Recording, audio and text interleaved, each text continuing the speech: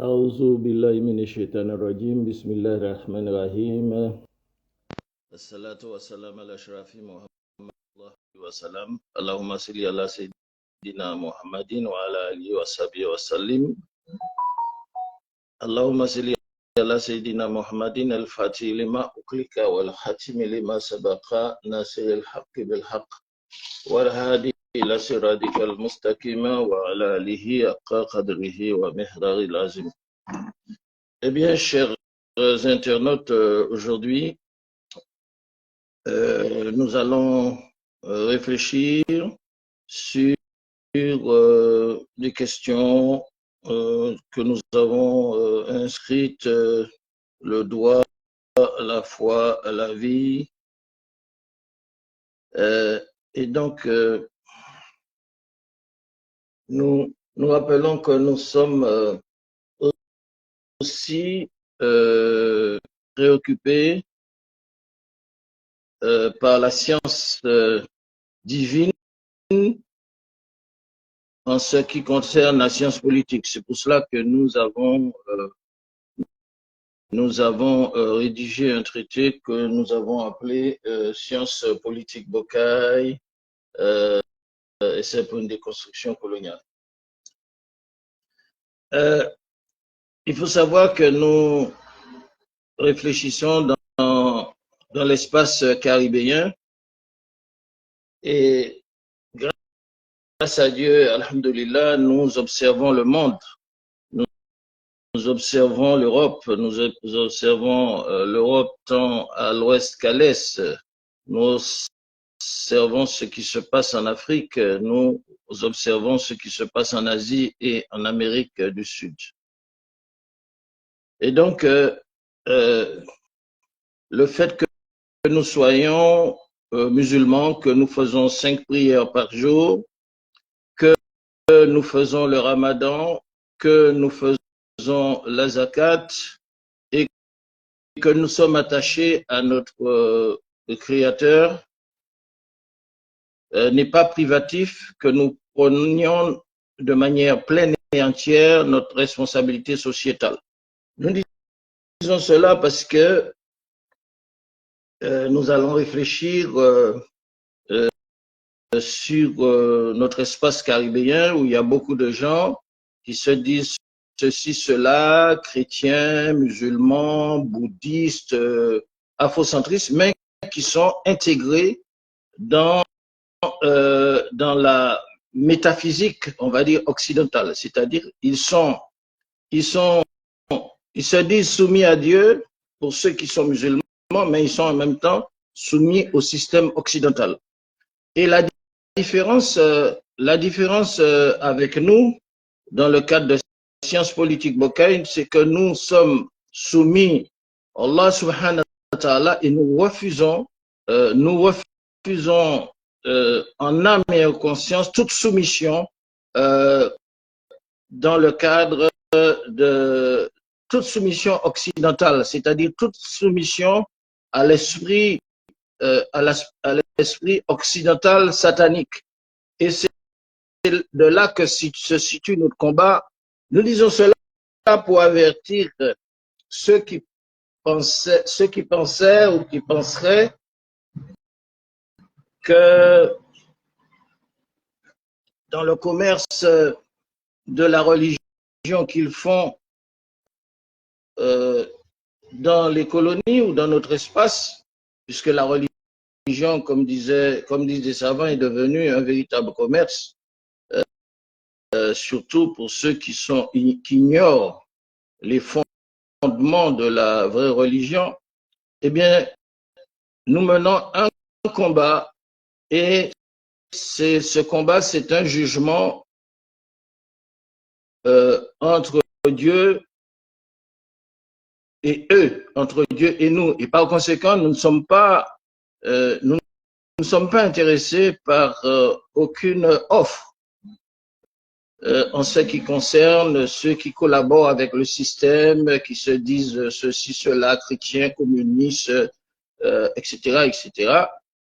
Nous sommes dans une verticalité et nous réfléchissons par rapport à la métaphysique du tawhid, la métaphysique du Tawhid, c'est-à-dire de l'unicité de Dieu, qui comment dirais-je, a investi le fils d'Adam pour changer la société et pour changer l'humanité à la lumière des fondements, parce que Rasoul sallallahu alayhi wa sallam, il nous a dit, je vous laisse deux choses. Al-Qur'an, la révélation divine, et ma sunna, c'est-à-dire ma tradition.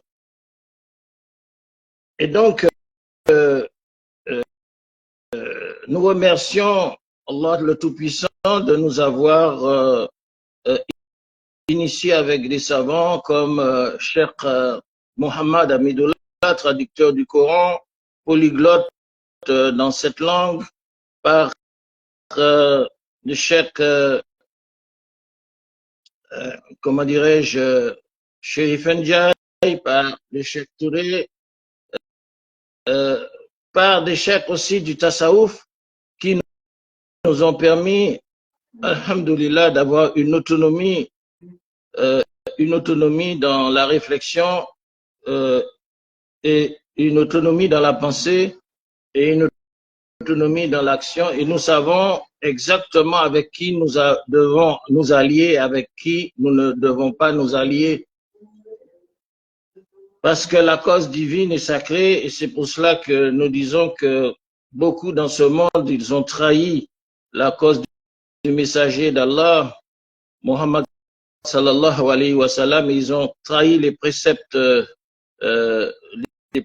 la révélation par rapport au commerce de la religion, et nous resterons dans cette verticalité et que par conséquent, nous sommes soumis à Allah subhanahu wa ta'ala, nous sommes soumis à Dieu, et quoi qu'il en soit, c'est la vérité qui triomphera, quel qu'en soit, comment dirais-je, le temps, quelle que soit la réalité, eh bien, la vérité, elle triomphera.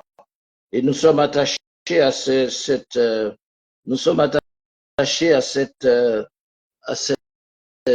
chemin, à ce sirat. Et c'est pour ça que nous allons relire un post que nous avions fait où nous parlions effectivement dans ce monde de trahison des préceptes de la révélation divine, de la voie mohammadienne et des pieux compagnons pour des intérêts éphémères ou des tiers peu soucieux qu'ils seront vaincus ici-bas et dans l'au-delà. Le mensonge, l'hypocrisie, le nifaq sera vaincu dans ce monde et dans l'autre. C'est une vérité principielle qui se trouve dans Al-Qur'an. Et nous poursuivons sur ce poste-là où nous disions que, comme certains savants, ils ont dit qu'effectivement, nous prenons un exemple de AVOS, on peut prendre aussi Ebsina, on peut prendre Avicenne, tout ce qu'on veut. AVOS disait que le commerce de la religion est très florissant dans les sociétés où règne l'ignorance, et nous avions réagi par rapport à ça, puisque nous disions que lorsque dans notre discours, dans notre réflexion, nous avons exprimé, nous nous sommes exprimés en parlant du traitement colonial des religions dans l'espace où règne la soumission à l'Occident, la soumission aux colons, double soumission, puisqu'on ne peut pas être soumis aux colons, soumis à l'Occident, être soumission à Dieu. Pour nous, sans être excessif, cela signifie un shirk, une association, et cette association, ce shirk, se résume dans ce commerce de l'ignorance dont parlent certains érudits comme AVOS.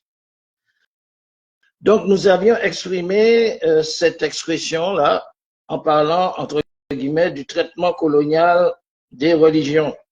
Et nous disions dans ce poste que ce phénomène est réel dans les sphères du champ d'application terrestre du pouvoir du Taghut, du pouvoir satanique,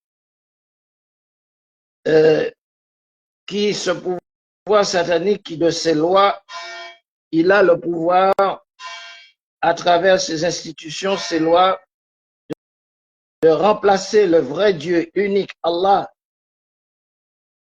le très haut, l'unique, le transcendant. Ils ont la possibilité ils ont le pouvoir par leur loi de remplacer le vrai Dieu unique dans leur temple, leurs temples, au pluriel, qu'il s'agisse, je dis, leur temple au pluriel, en fonction du commerce des religions.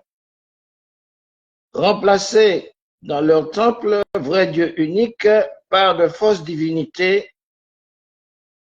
de l'istighbar. Nous avons employé ce terme parce que istighbara, c'est un terme qui réfère à la révélation coranique, qui stigmatise le Taghut, le Satan, l'orgueilleux, l'hégémonique. Et donc, ils ont passé le vrai Dieu unique dans leur temple régi par leur loi occidentale, par de fausses divinités, de l'istighbar, de l'hégémonie, qui est le symbole de l'association du shirk. Et cela, nous faisons référence à un de nos aînés, Omar Ibrahim Fanon, qui a stigmatisé les temples des colonies en Algérie comme des temples qui sont institués sur les lois du Taghut, sur les lois de l'hégémonie coloniale dominatrice. Et donc, il nous dit qu'aux colonies, le Dieu des temples institués est le faux Dieu du Taghut, c'est-à-dire le faux Dieu du shirk, qui est en fait, comment dirais-je, le faux Dieu qui correspond à la métaphysique occidentale, qui est le Taghut, qui est le Satan, parce que l'Occident, c'est une émanation du pouvoir satanique. Donc ce pouvoir satanique a imposé ses lois dans tous les temples, dans les espaces qu'il régisse.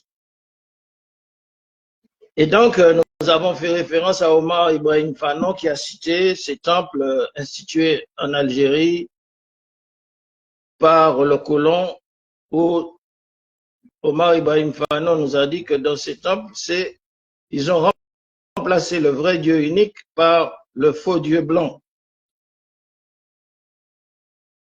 Et donc, c'est une réflexion métaphysique qui pour nous est importante par rapport à cette istighbar, cette hégémonique systémique, qui, selon les savants, constitue un vrai commerce. Et c'est là, effectivement, l'illusion occidentale, l'illusion de ceux qui croient en l'Occident à la place de Dieu, d'Allah, le Créateur. Eh bien, ce commerce du shirk, parce qu'on ne peut pas être en même temps avec Dieu et avec son contraire, ce n'est en réalité que l'illusion passionnelle de mortels comme nous, les fils d'Adam, sans pérennité, parce que cela ne va pas durer. Cela n'a pas une existence. Ce pouvoir apparent de ceux qui nous imposent leur loi à la place de celle de Dieu, eh bien tout cela c'est périssable, c'est pour un temps nécessaire, et nous sommes dans ce temps où ils exercent à volonté leurs mensonges, leurs tromperies commerçantes, mais ils ne peuvent toucher que ceux qui veulent bien les croire. Et c'est pour ça qu'Allah subhanahu wa ta'ala, il a dit à Shaitan, à Satan, tu ne pourras égarer ce que je guide. Mais ce que je guide, ce n'est pas ce que je guide par le commerce, ce que je guide par l'argent, ce que je guide par les passions, mais qui suivent mon tawhid, qui suivent le chemin droit. Tu ne pourras pas les égarer. Et nous sommes de ceux-là. Nous pensons que nous sommes de ceux-là lorsque nous réfléchissons à Centre islamologique africain caribéen de recherche et de la pensée musulmane, de sciences politiques Bukai. Nous sommes dans ceux-là qui réfléchissent dans la métaphysique du tawhid et donc par conséquent nous sommes irrécupérables. Nous sommes irrécupérables parce que nous ne répondons pas à la demande commerciale, parce que nous ne répondons pas à la commande commerciale, parce que dans la commande commerciale du système, il y a l'offre et la demande. Il y a ceux qui offrent et ceux qui demandent. Nous ne sommes pas demandeurs. Nous sommes seulement Hasbunallahu wa ni'mal wakil. Dieu nous suffit, il est notre meilleure garantie. Et en quelque sorte, pour être humoriste envers ceux qui croient détenir un pouvoir, c'est Allah seul, lui, Hua, qui est détenteur de l'éternité du pouvoir, et tout est pour périr sauf la face d'Allah subhanahu wa ta'ala. Et dans ce poste, nous disions que le mensonge et la fausseté sont éphémères, aussi fragiles que le moustique. Et la vérité divine est la seule victorieuse dans ce monde et dans l'autre. Et à ce niveau, pour corroborer ce que disait AVOS ou Sina, ces personnes, il n'y aura pas dans ce domaine, il n'y aura pas de la religion, ni commerce, ni traitement colonial des religions. Le tawhid, il est souverain, et la page est tournée, l'encre est séchée, il s'agit de la révélation. Et donc, par conséquent, c'est Allah pour nous qui est le plus juste des juges. Nous avons un contentieux avec le nifaq, avec l'hypocrisie. Et par conséquent, lorsque nous disons Hasbunallahu wa ni'mal wakil, Dieu nous suffit, il est notre meilleure garantie, nous laissons Allah qui est le plus juste des juges la faire afin qu'il la juge. Et ceux qui croient en Allah, ils ne seront pas déçus d'Allah subhanahu wa ta'ala. Et c'est ça notre rappel, la dawa. Et donc et c'est de ce rappel de la dawa que vient le salut, et c'est notre loyauté, et uniquement envers Allah subhanahu wa ta'ala et à son prophète. Nous n'avons aucune loyauté envers aucune race. Nous avons cette loyauté envers Allah subhanahu wa ta'ala et envers son prophète, et il est recommandé la déloyauté vis-à-vis du tarout, la déloyauté vis-à-vis de l'estekbar, vis-à-vis du monde de l'oppression. Et donc, par conséquent, pour introduire sur ce que nous sommes, nous disons à titre d'avertissement, suivant l'adage des savants, la vérité devra suivre le voleur jusque devant sa porte, fermez les guillemets, afin de ne laisser aucune brèche pour le mensonge, le battle, afin de ne laisser aucune brèche au mensonge de s'engouffrer. Nous serons là avec Al-Qur'an, avec la révélation, avec la sunna. Et c'est ce qui devra illustrer la théologie de libération que nous prenons dans la réflexion Centre islamologique africain caribéen de recherche et de la pensée musulmane. Cette théologie de libération devra s'illustrer sur ces fondamentaux de l'unicité et de la voie prophétique, n'excluant aucun domaine spirituel et temporel ou profane, la vérité est venue pour faire disparaître les mensonges. Il y a certains dévots qui sont ignorants, qui se sont adaptés à la soumission à la société, au système occidental, dans la métaphysique du système de contrôle occidental, et à chaque fois que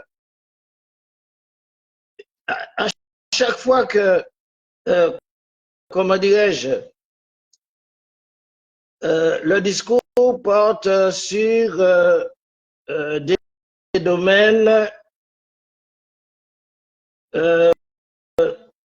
temporels, qui parlent de la société, qui parlent du devoir de chacun envers les autres. Parce que Rasoul sallallahu alayhi wa sallam, celui qui dit que celui qui est musulman et qui accepte, qui intègre comme passivement l'injustice ou qui accompagne l'injustice auprès des opprimés des non-musulmans, Rasoul sallallahu alayhi wa sallam, le prophète Mohammed, paix et bénédiction de Dieu sur lui, il dit que ces musulmans, ceux qui font du mal même aux non-musulmans, il sera témoin contre eux au jour de la résurrection, au jour de Yom al-Qiyam.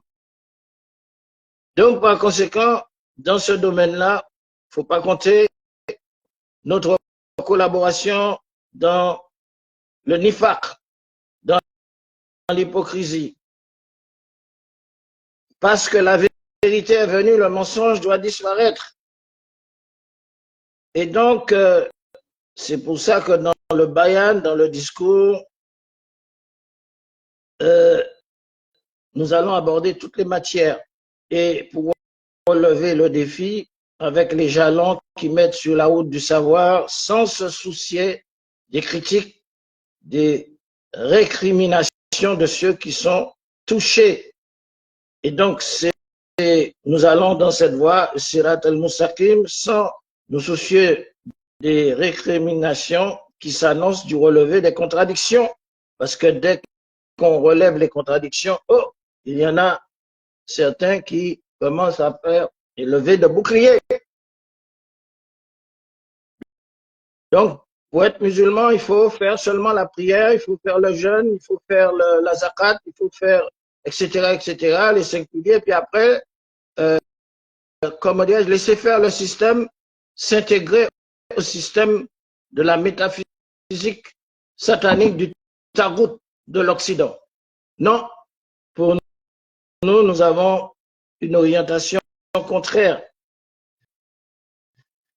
Et donc, par conséquent, nous allons soulever quelques éléments de notre théologie politique de libération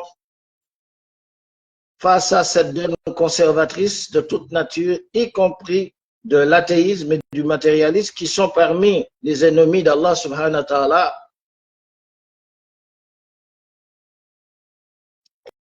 Il n'y a pas que qui possèdent leurs partisans dans l'arène de la confusion, ce que nous sommes déterminés à déconstruire par le débat à la lumière de la révélation du prophétisme mohammadien.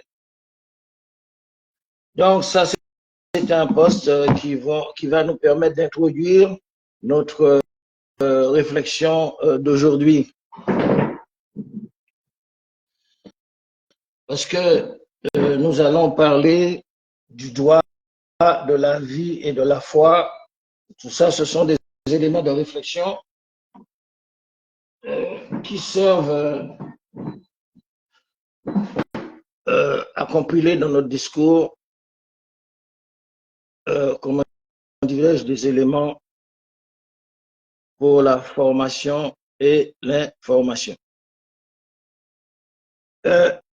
Dans cette approche, le droit, la vie, la gouvernance sociétale, la première chose que nous nous posons, pas seulement en tant que musulmans, mais en tant que personne humaine qui se trouve confrontée dans le système et la société occidentale, soi-disant bien organisée et qui nous domine dans notre vie, qui nous domine par sa législation. Et donc, législation qui, comment dirais-je, est sujette à caution, puisque nous voyons bien que comment les choses dans la réalité en France se déroulent. Il y a eu des élections, le peuple français a voté et le président de la République, qui est le garant de la Constitution et de l'exécution des doléances des Français, il viole les élections, il ne veut pas respecter les élections et la France n'est pas gouvernée aujourd'hui parce que, soi-disant président qui est garant normalement du droit, eh bien, ne respecte pas le droit, donc c'est le monde à l'envers. Donc, vous comprenez que nous sommes obligés de réfléchir, nous, qui n'appartenons pas au système occidental et qui, de par la métaphysique du tawhid, de l'unicité de Dieu, nous nous situons ailleurs. Et donc, nous savons avec qui nous allier, avec qui nous rassembler et qui ressembler. Et donc, c'est pour cela que nous nous identifions à la lutte des peuples musulmans et les peuples non musulmans opprimés afro-asiatiques. Les peuples de l'Afro-Eurasie, nous nous identifions à leur combat parce que nous ne sommes pas du côté de l'impérialisme occidental, même si nous avons été contraints par la contrainte de vivre dans l'encadrement du système occidental. Alors, pour ceux qui ne savent pas, qui sont ignorants, lorsqu'on parle du droit occidental, du droit français, eh bien, lorsqu'on étudie les bases initiatiques du droit français, le droit français se repose sur ce qu'on appelle la common law. La common law, le droit canonique, ça veut dire que le droit occidental, le droit français s'inspire, soi-disant, du droit canonique, c'est-à-dire du droit, comment dirais-je, du droit religieux. C'est ça le droit français. Le droit français, les composantes du droit français, c'est la common law, le droit canonique, comment dirais-je aussi, on vous dit que le droit français repose sur les us et coutumes des peuples européens, des peuples français. Donc nous qui sommes dans nos sociétés caribéennes, nous ne pouvons pas vivre, ou l'Occident nous empêche de vivre l'Occident nous impose son droit, parce que nous ne sommes pas des Européens, nous sommes des non-Européens. Nous sommes des non-Européens et par conséquent, précisément en tant que vrais croyants, puisque nous suivons l'unicité divine, nous ne sommes pas dans l'associationnisme, nous reconnaissons tous les messagers musulmans, Jésus, Moïse, depuis Adam et jusqu'au dernier Mohammed, nous ne sommes pas dans l'associationnisme. Donc, nous sommes dans une société, dans des sociétés à majorité chrétienne, mais dans des sociétés où l'ignorance a pris le pas sur ceux qui n'étaient pas censés ignorer la vraie voie. Et c'est pour cela que nous disons que en sciences politiques Bocaille, théologie de la libération, nous devons réfléchir par rapport à notre vie, par rapport à notre foi, par rapport à notre droit. Et nous avons émis l'idée que nous aussi, comme les Européens qui ont un droit qui s'appuie sur la common law, sur le droit aussi canonique, sur le droit anglais, nous pouvons produire du droit. Mais nous n'allons pas produire du droit à partir, comment dirais-je, des ressources occidentales.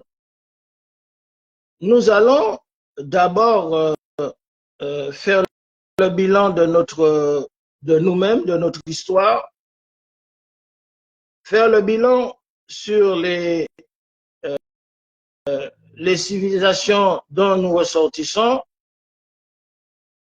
ceux qui sont accessibles, ces civilisations qui sont tangibles, qui ont régné sur le monde, bien avant, comment dirais-je, l'envahissement occidental à partir de 1492, eh bien, nous avons des ressources, nous avons des références. Dans l'empire du Mandé de nos ancêtres, dans l'empire de Gao, de Tombouctou, dans l'empire du Ghana, il y avait des civilisations florissantes qui régnaient sur le doigt.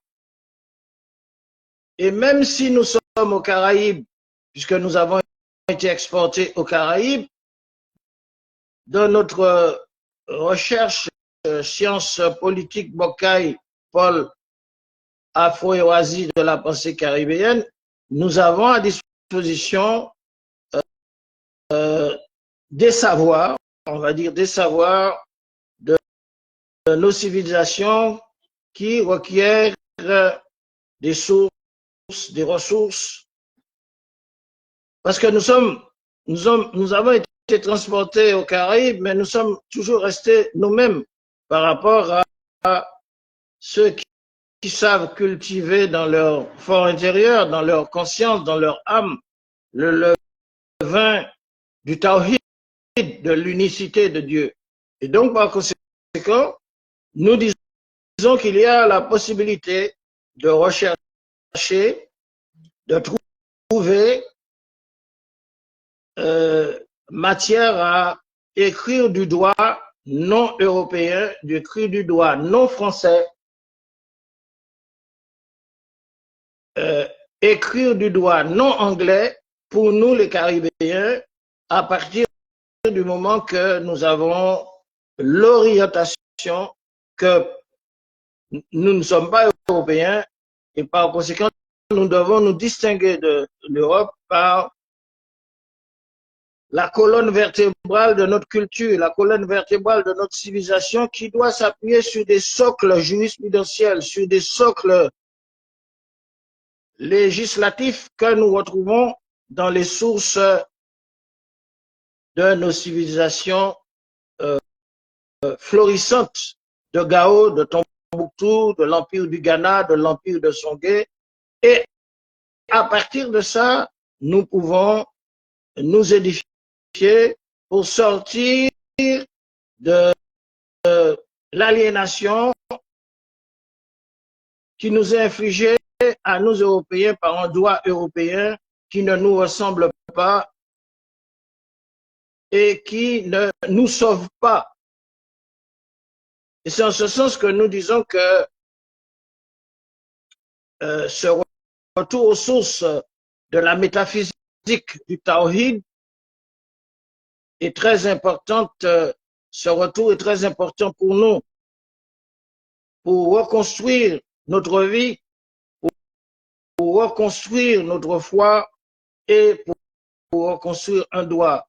Nous parlons de cela, ce n'est pas une fiction, c'est une réalité parce que nous devons écrire un droit guyanais, un droit public, un droit civil, un droit qui prend en compte nos privilèges maritimes, un droit international. Nous devons écrire ça pour la Guadeloupe, pour la Martinique, pour la Guyane.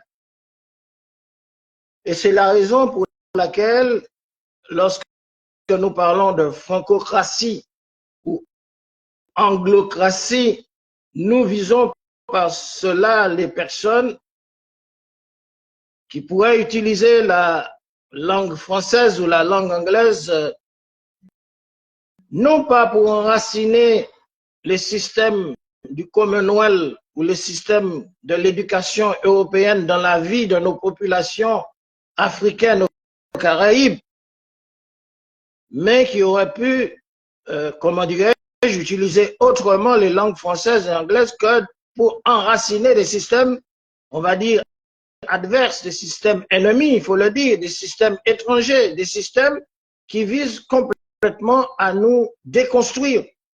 Bien sûr, on peut parler, on peut apprendre et on peut enseigner le français et l'anglais pour être médecin, c'est-à-dire le français, la langue française utilisée dans le cadre de la médecine est utile à la communauté.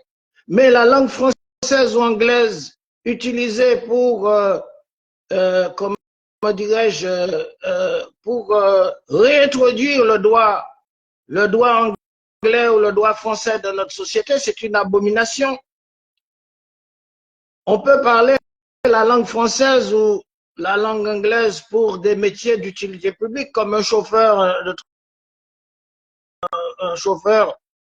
comment dirais-je, à usage touristique. Un chauffeur qui pratique le tourisme, c'est normal qu'il puisse parler le français, l'anglais pour pouvoir faire fonctionner l'échange.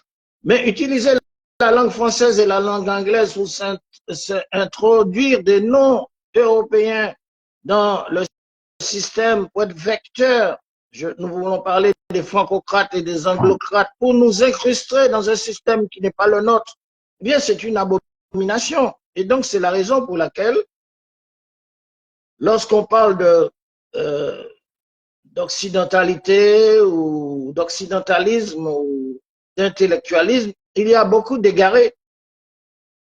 Il y a beaucoup d'égarés qui se sont mis à l'avant-garde de notre société comme des vecteurs peu crédibles qui ont été chargés de transmettre à travers les langues françaises et anglaises, c'est-à-dire les anglocrates et les francocrates, les principes pour consolider dans notre intériorité non européenne en tant que Caribéens, Martiniquais, Guadeloupéens, Guyanais, toutes les antivaleurs du Commonwealth et toutes les antivaleurs occidentales européennes, y compris les idéologies, que ce soit du socialisme, du communisme, etc., etc.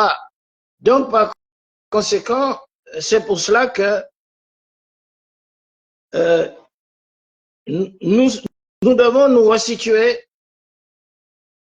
et on ne peut pas parler véritablement d'autodétermination sans pouvoir se resituer en tant que non-européen à partir d'une science politique qui soit la nôtre. Nous devons sortir des paradigmes du Commonwealth anglais ou des paradigmes euro-occidentaux, trouver les nôtres. Et sciences politiques vocales, justement, et dans cette, comment dire, dans cette logique, parce qu'il ne faut pas croire comment dirais-je, aux leurs occidentaux qui veulent nous imposer leur système. Alors, lorsqu'on étudie leur système est diamétralement opposé à notre univers métaphysique.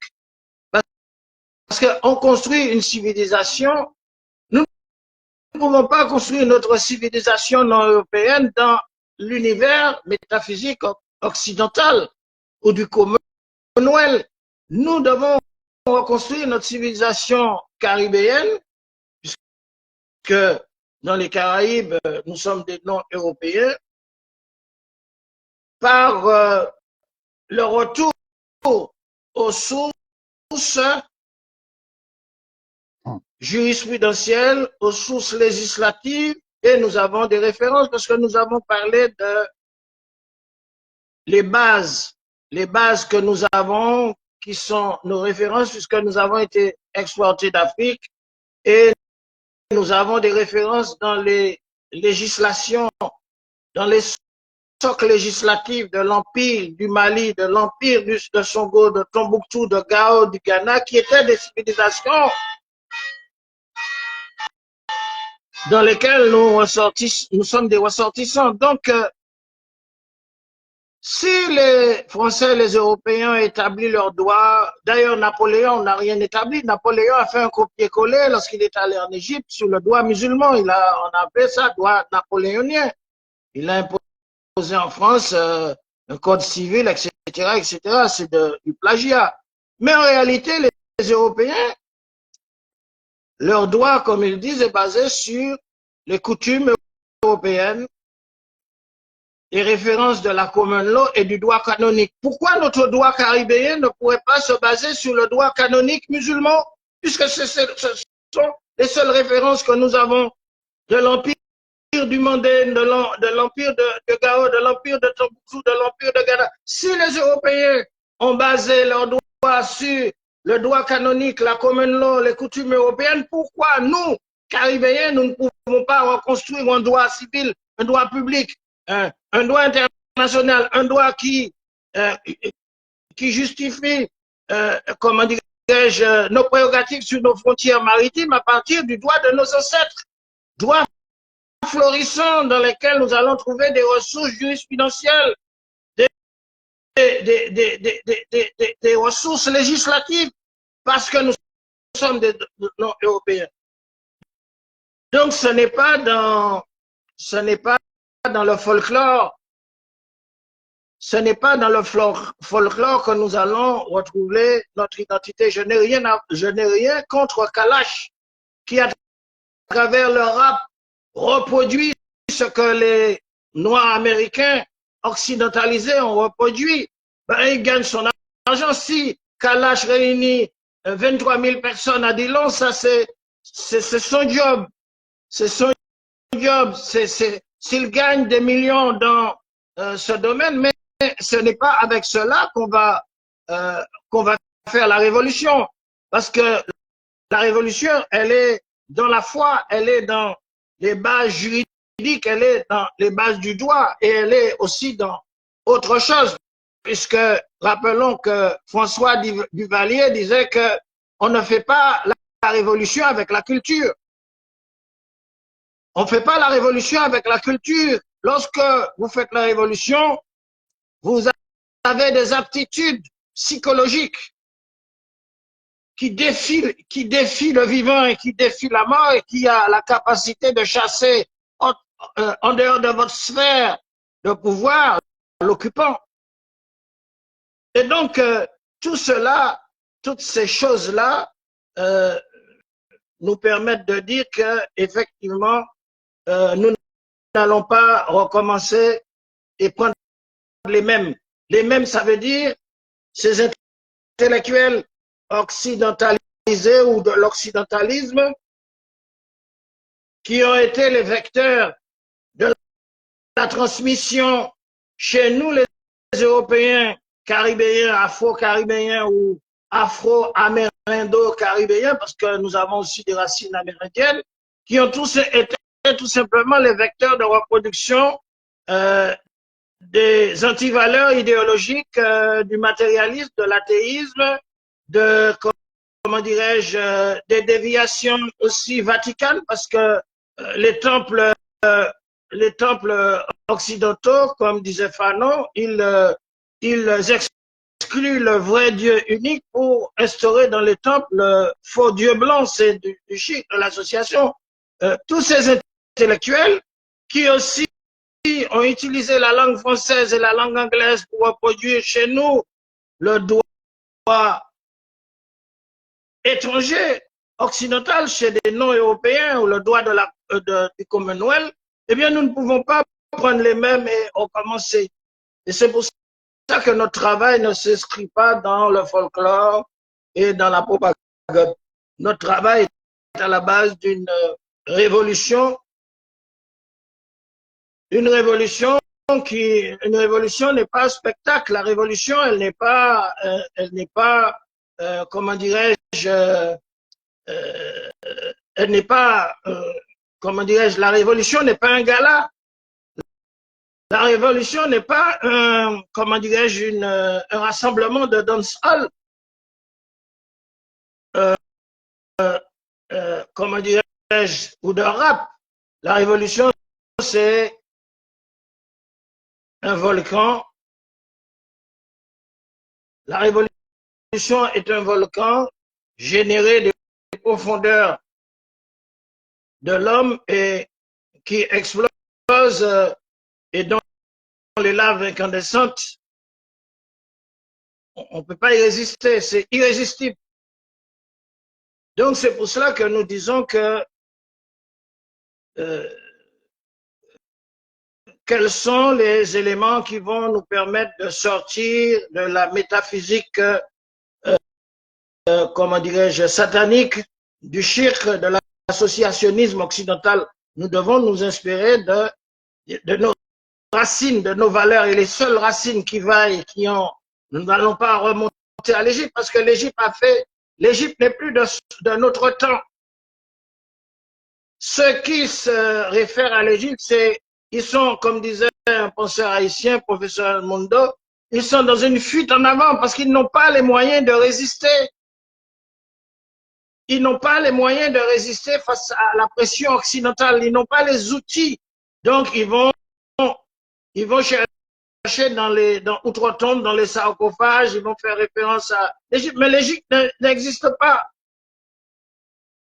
L'Égypte, c'est une diversion suprémacisme noir créé par les suprémacistes blancs pour, comment dirais-je, pour renforcer leurs assises dans le monde oriental et africain, pour combattre les valeurs spirituelles monothéistes africaines et orientales. C'est ça qui va créer Atatürk. C'est ça qui va créer tout ce qu'on appelle l'occidentalisation de l'Orient. La désorientation de l'Orient par l'occidentalisation. Et c'est ce qui va créer en Afrique la désafricanisation spirituelle, métaphysique, on va dire, par rapport au tawhid de l'Afrique, par rapport à l'assimilation et l'occidentalisation des élites qui va nous donner des idéologies matérialistes féroces, envahissantes, destructrices, qui mutilent les peuples, les populations africaines dans leur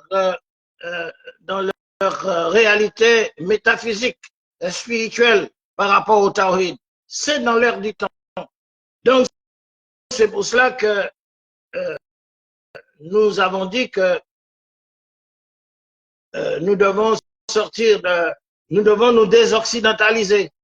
On ne peut pas se désoccidentaliser avec des élites occidentalisées qui ont été pendant toute leur vie des vecteurs de l'occupation, départementalisation, l'occupation, régionalisation, avec leurs idéologies, comment dirais-je, etc., produites en Occident.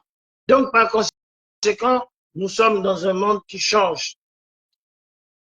Et tous les changements qui se font, que ce soit en Afrique, en Eurasie, devraient nous intéresser parce que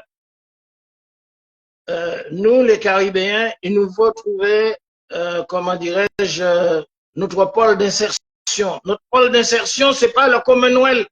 Le Commonwealth n'est pas notre pôle d'insertion, c'est l'occidentalisation anglocrate. L'intégration européenne n'est pas notre pôle d'insertion, c'est l'intégration à la géopolitique européenne ou la confiscation des espaces importants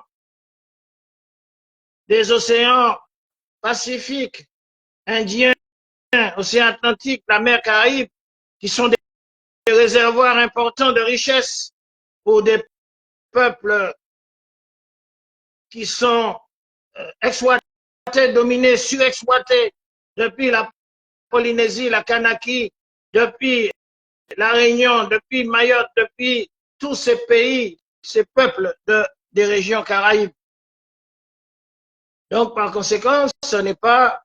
Nous devons trouver notre pôle d'insertion. C'est pour cela que Sciences politiques Bocaille, Centre islamologique africain caribéen de recherche et de la pensée musulmane, se situe dans une logique de désoccidentalisation en dehors du système métaphysique satanique. Et c'est pour ça que nous devons faire revenir les peuples chrétiens qui suivent notre